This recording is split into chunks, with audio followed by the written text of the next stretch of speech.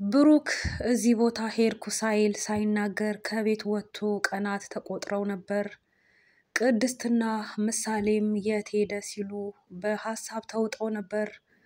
እንዲሁም ታስሮ የነበረው የብሩክ ወንድምም ከእስር ቤት ተፈቶ መጥቶ በነበረ ሰዓት ብሩክን ስላጣው የት ሄደ ወንድሜ ሲል ተጨንቆ ነበርና በመፈለግ በማፈላለግና ለፖሊስም በማሳወቅ ሂደት ላይ እያለ አንድ እጅግ የሚያሳዝን ዜና ሰምተው ነበር። ለጊዜው ማንነታቸው ያልታወቀ ሰዎች እንግዲህ ብሩክን አጥቅተው ጎድተውት ማንም ስላልደረሰለት ህይወቱ ማለፉ ተነግሯል። ይህ ልብ ሰባሪ በጣም አሳዛኝ ክስተት ነው። ያልተጠበቀ ነገር ለማመን የሚከብድ ነው። ቅድስትም ምን ነው በሰጠው ኖሮ ወይ ከቤት አይወጣም ነበር፣ ለዛም ምክንያቱ እኔ ነኝ ስትል በጸጸት ራሷን በመውቀስ ላይ ናት። ምክንያቱም ብሩክ ፍላጎቷን ተረድቶ አክብሮ የሱን ፍላጎት እንደሆነ ነግሯት አብራው እንድታደር በፈለገ ጊዜ እሷ ደግሞ በክብር ነው ይህ ባህላችንም አይደለም ስትል እንግዲህ መከልከሏ የሚታወስ ነው። በዛም ንጋት ነው እንግዲህ ከቤት ማልዶ የወጣው፣ በዛም እንደወጣ ቀረ ማለት ነው። በጣም ያሳዝናል። ይህ ለኦዲየንሱ ሁሉ በጣም የሚያሳዝን ዜና ነው። ለማህሌትና ለዝና ግን ደስታ ሆኗል። በእርግጥም የዝና ታርጌት ሞገስና የሞገስ ልትሆን ለሄደችው ለሉላ ቢሆንም እነሱን በመፈለግ ለማግኘትና ለማጥቃት ለማጥፋት ባለው ሂደት ተሰማርቶ እየዳከረ ቢሆንም ይህንን ነገር ሲሰማ ምንም አልመሰለውም። ምክንያቱም ያው እሱም የሞገስ ተባባሪ ስለሆነ ዝና አብራው ከምትሰራው ከማህሌት ጋር በብዙ አለመግባባቶች እየታዩበት ነው። እጅግም እየተናደደባት ሲዘልፋትም ይታያል። ከወትሮ በተለየም በኃይለ ቃል በስድብ እየተናገራትም ይገኛል።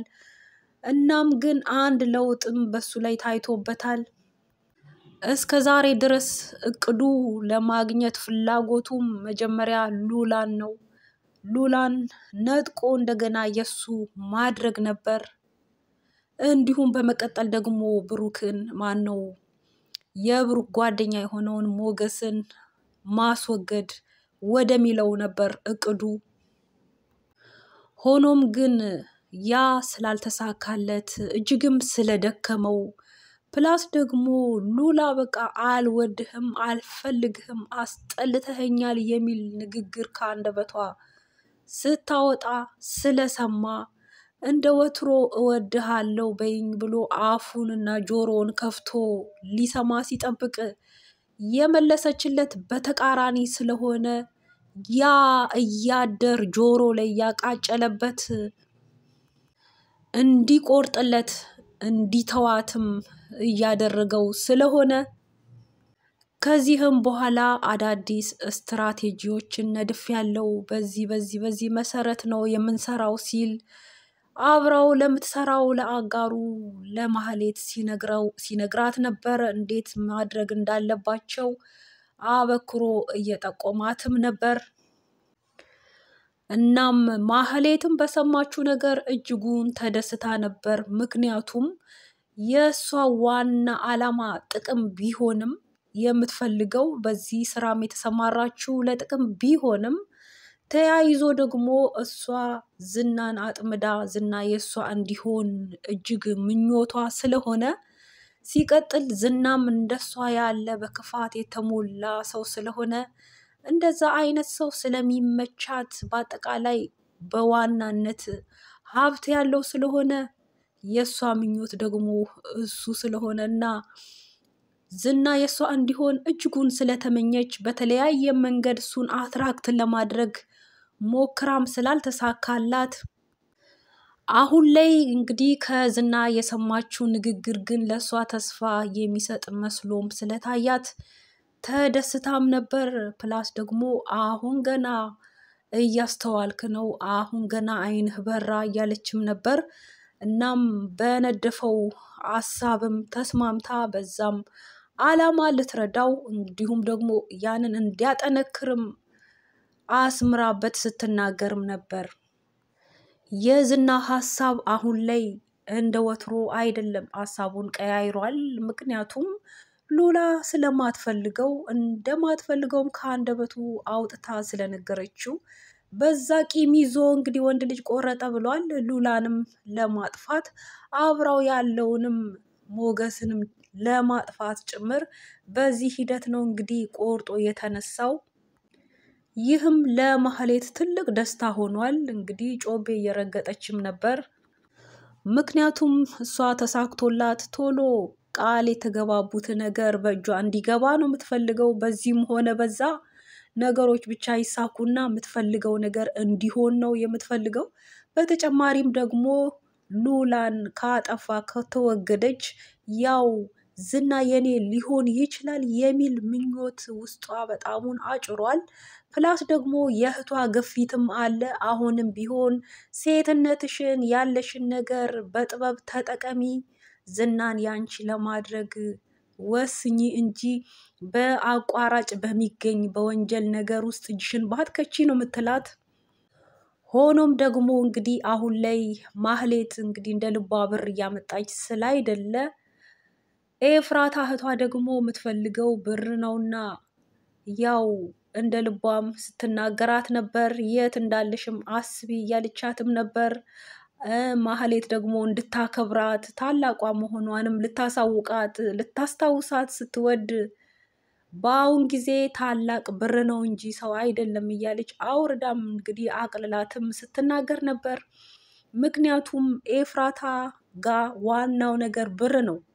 ምንም እህቷ ምንም ዘመዷን ብትሆን ብር ከሌላት አታስጠጋትም፣ አብራትም አታኖራትም ለጥቂት ጊዜ ካልሆነ በስተቀር።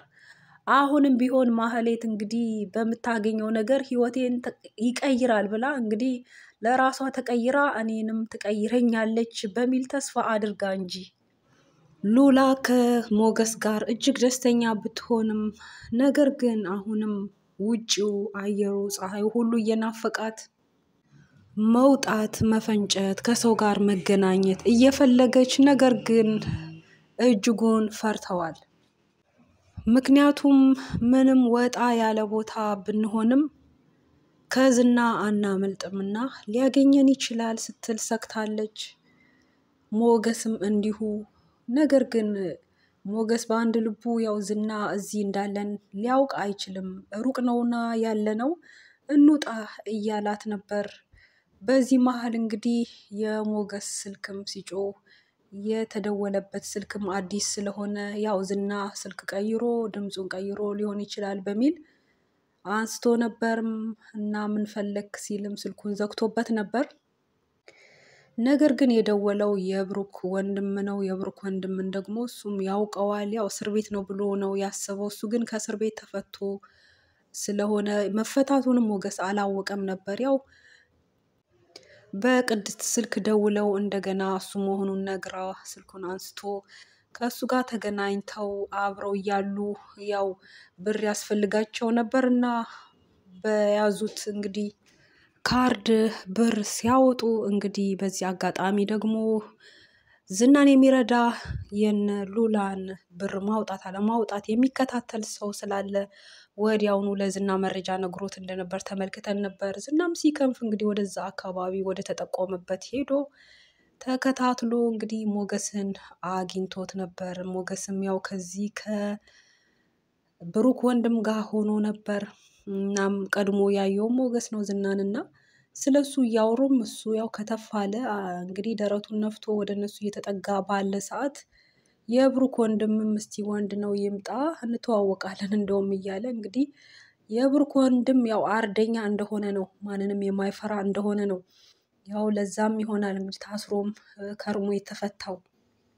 በእርግጥም ዝና ባለፈው እንግዲህ እሱን አይቶ ሸሽቶ ተመልሶ ነበር። አሁን ግን ተጋፍጦ መጥቶ ነበር። ቀርቦም ሞገስን ሊያጠቃ ባለ ሰዓት ይህ የብሩክ ወንድም እንግዲህ መክቶ ነበር። እናም በዛ ሂደት ነበር ድራማው ተቋጭቶ የነበረው እና ቀጣዩን በቀጣይ ክፍል ነው የምንመለከተው። ይህ የብሩክ ወንድም እንግዲህ ከዝና ጋር ለመጋፈጥ ምንም ቅንጣት ያህል አልፈራም። ማን ነው ዝና የሚባለው? እንደው ባየሁት ምን አይነት ሰው ነው እያለ ሲጠይቅም ነበር። እንግዲህ ተጋፍጦ ዝናን ይጥለው ይሆን? ዝናን ያሸንፈውና ሞገስን ነፃ ያወጣ ይሆን? በቀጣይ ክፍል የምናይ ነው የሚሆነው። በአጠቃላይ በዚህ ክፍል የቃኘ ነው ይህን ይመስላል። ስለተከታተላችሁ ከልብ አመሰግናለሁ። በሌላ ቪዲዮ በቀጣይ እስከምንገናኝ ደህና ሁኑልን ባይ